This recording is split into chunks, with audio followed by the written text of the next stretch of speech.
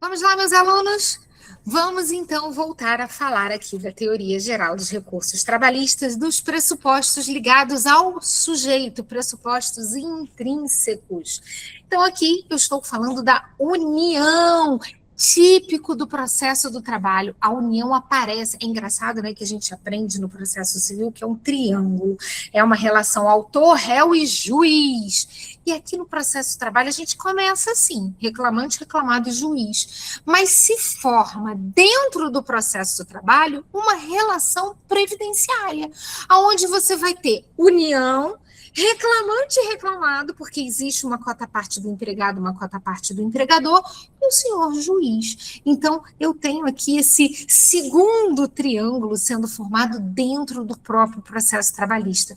A gente tem 2 em 1. A gente vai ter o crédito trabalhista sendo discutido e o crédito previdenciário também. Bom, avançando aqui, mais um pressuposto, capacidade. Cuidado, a capacidade postulatória, ela é mais ampla do que a capacidade recursal. Por isso que eu falei semelhança. A gente tem como uma característica, né, do nosso processo do trabalho o artigo 791 da CLT, que fala do ius postulandi, que é a possibilidade de você não ter advogado e acompanhar o seu processo até o final. Só que quando o artigo 791 fala isso, eu trouxe ele aqui para vocês, ele diz assim, olha, acompanhar as suas reclamações até o final. Gente, a CLT não pode falar do Supremo Tribunal Federal. E aí, outra coisa, a CLT pode imaginar as pessoas vindo sozinhas numa matéria de fato, tentando rever uma matéria de fato, mas numa matéria de direito, gente. Olha, a matéria de direito é o que está escrito, positivado na lei, numa norma coletiva, no regimento interno. Isso é tão específico que o advogado precisa estar junto. Então, o TST, e aí eu voltei aqui no meu slide, na súmula 425, limitou o ius postulante. Essa limitação está na parte recursal. Vejam, na parte de ajuizamento de ação, ele tirou, né? Tem que ter advogado para ação rescisória, ação cautelar e mandado de segurança. Esses 3, gente, bom, mandado de segurança é um remédio constitucional, é contra uma autoridade coatora. Quem tem que brigar com a autoridade coatora tem que conhecer muito do direito, então tem que ser um advogado. Cautelar e rescisória, eu pego emprestado do processo civil, que é muito formal, muito específico, então também preciso de advogado. Fora isso, quem entrar com uma ação na trabalhista, isso tudo eu estou falando trabalhista, gente, é mandado de segurança trabalhista, cautelar trabalhista, mas quem entrar com uma reclamação trabalhista na vara do trabalho, quem entrar com um dissídio coletivo, se quem entrar com uma ação numa vara, num TRT, beleza, ok, pode ir sozinho, quer se defender sem advogado? Tranquilo? Pode. Agora, cuidado, atenção, perigo. Se o seu recurso for de competência do TST, então, se ele for julgado pelo TST, tem que ter advogado. Então, recursos de competência do Tribunal Superior do Trabalho carecem de advogado. Então, essa capacidade para recorrer, você pode recorrer sozinho, se for da vara, para o TRT. Recurso ordinário, naquele primeiro momento, ok. Mas se for do TRT para o TST um recurso ordinário, precisa de advogado. Precisa de advogado. Por quê? Porque é o que está na súmula 425 do TST. Então, não vamos esquecer do ius postulandi com essas restrições. Coloquei aqui para ilustrar a reclamação trabalhista do menor de 18 anos, que a gente vai seguir se a menoridade continuar no decorrer do processo na fase recursal, com a mesma regra do artigo 793. Quem ajuizou é quem vai poder interpor o recurso, seja Ministério Público, seja procurador, sejam pais, representantes legais. E, em terceiro lugar, depois de legitimidade, depois de capacidade, vem o interesse. Quem tem interesse em recorrer? o que sucumbiu, o que perdeu. Eu preciso unir necessidade mais utilidade do recurso. É preciso ter perdido para que você possa pedir a reforma. E aí eu coloquei para vocês, olha, resultado da decisão improcedente. A decisão improcedente é aquela decisão que tudo, absolutamente tudo que você pediu, você perdeu. Numa decisão improcedente, meu aluno querido, quem tem interesse em recorrer, quem ajuizou a ação, o reclamante. Numa decisão procedente, ele ganhou tudo que ele pediu. Então, é a parte contrária, reclamada, quem tem interesse em recorrer. E já que ele ganhou, se eu tiver ali, lembrem, contribuição previdenciária, tributos sendo discutidos, a União também vai ter interesse em recorrer. Procedente em parte. Ganhei uma parte, perdi outra. Aquela que eu perdi, eu, reclamante, quero recorrer. Aquela que eu ganhei é a reclamada, que é a condenada a, que vai querer recorrer. E a união dos tributos que lhe forem devidos. Mas a minha atenção especial vai para a extinção sem mérito, porque a gente pensa logo no reclamante. E disseram para ele que ele tinha que passar na comissão de conciliação prévia, é mentira, não é obrigatório. Então é ele quem tem interesse em recorrer, disseram que estava inepto e não estava nada, mas eu posso ter a reclamada querendo recorrer também. Gente, raro. Mas vamos imaginar que o reclamante tenha dado entrada numa reclamação prescrita. A prescrição gera uma extinção com apreciação do mérito, com resolução do mérito. Então, a reclamada pode querer modificar. Porque ela não quer uma extinção sem mérito para o reclamante ficar entrando de novo. Ela quer logo acabar com essa história. Ela quer a apreciação do mérito. Então, tanto o reclamante quanto o reclamado podem ter interesse em recorrer numa extinção sem mérito. E numa decisão homologatória de acordo, as partes não podem recorrer.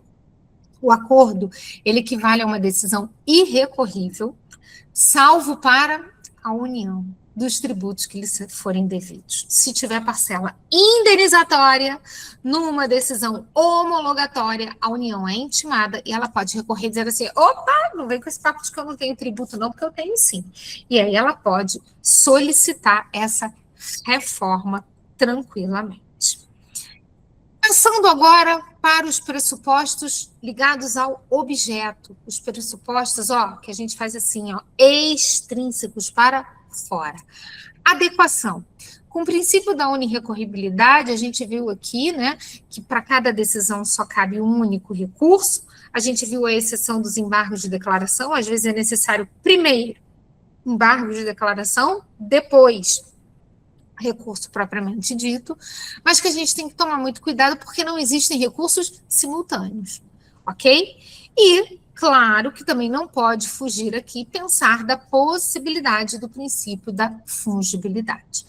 Para ilustrar, também coloquei para vocês que existe uma aceitação, uma admissibilidade do recurso adesivo no processo do trabalho. Então, eu não recorri, mas na hora de contrarrazoar, de exercer o contraditório, eu quero recorrer, já que vai para o tribunal, eu vou recorrer daquela parte que eu perdi. Normalmente, recurso adesivo só faz sentido se for uma decisão procedente em parte, onde os dois têm interesse em recorrer. E você não, naquele primeiro momento, não recorreu, mas você quer a posteriori fazer.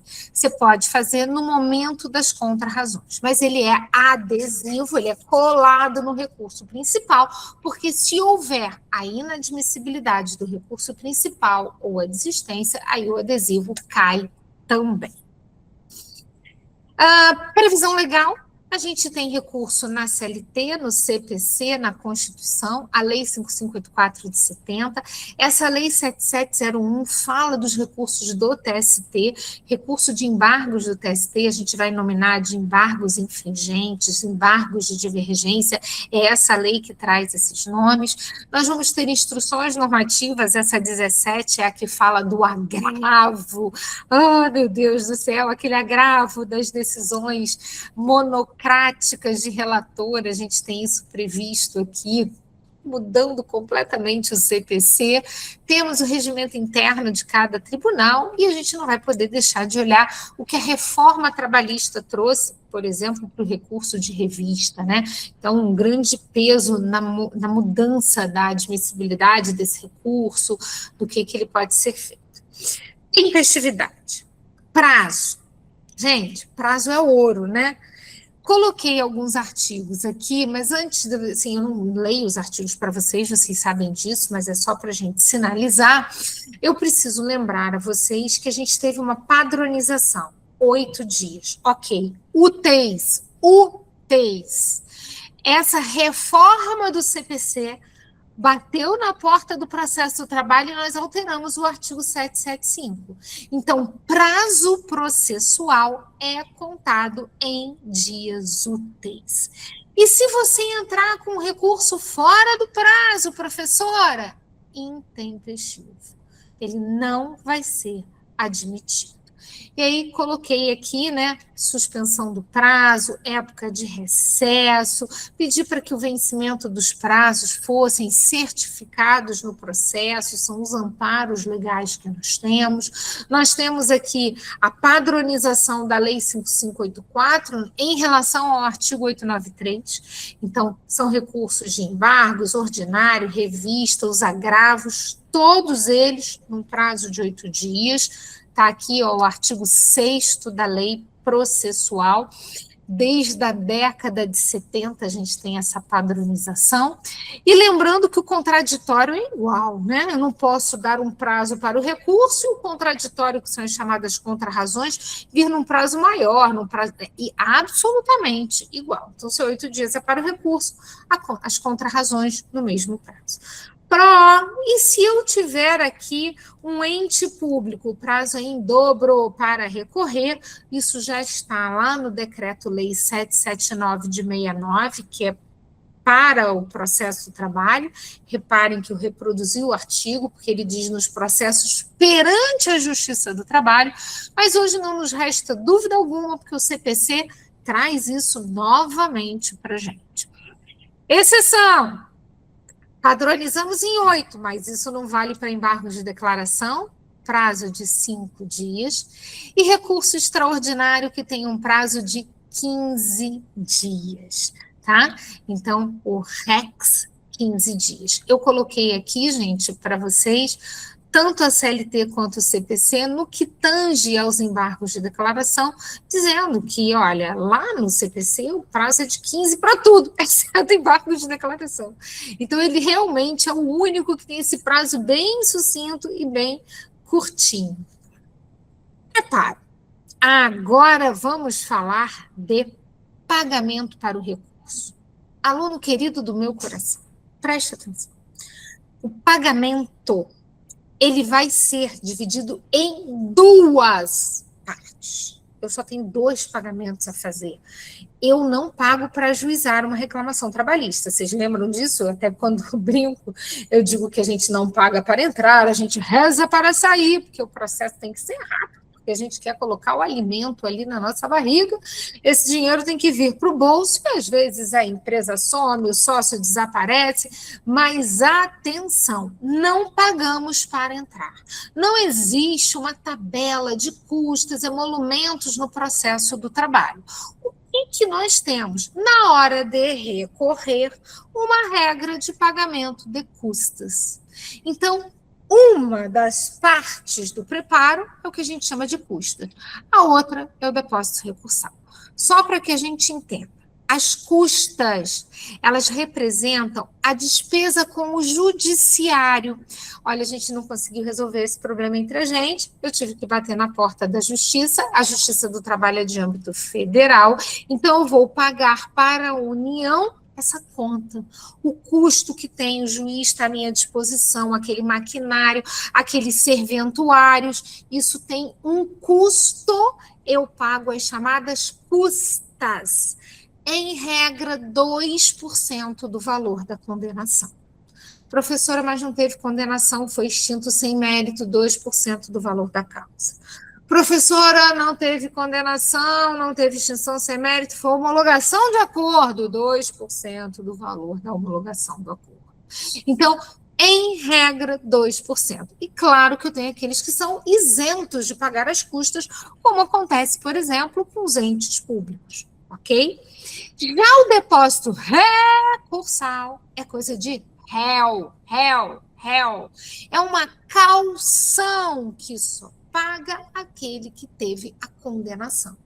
Então se a reclamada foi condenada a condenação pecuniária, ela tem que prestar uma caução para recorrer, tem que efetuar um depósito recursal para poder recorrer.